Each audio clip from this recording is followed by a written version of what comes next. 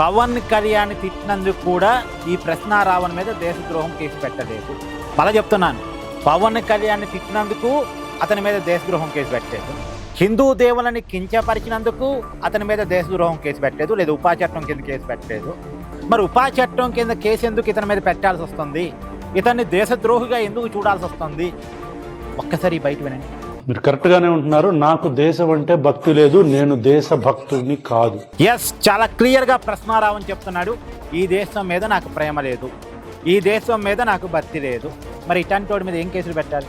ఈ దేశం మీద భక్తి లేనివాడు ఈ దేశంలో అవసరమా?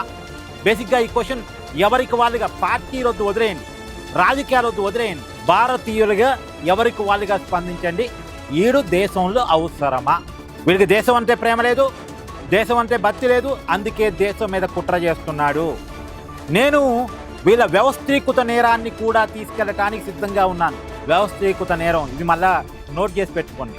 అంటే ఈ ఒక్కడి చేస్తున్న ప్రయత్నం కాదు. ఇలాంటి దేశం అంటే ప్రేమ లేని వాళ్ళు, దేశం అంటే భక్తి లేని వాళ్ళు ఐక్యంగా పోరాటం చేస్తున్నారు. ఐక్యంగా చేస్తున్న పోరాటాన్ని మనం ఎదుర్కోవాలి.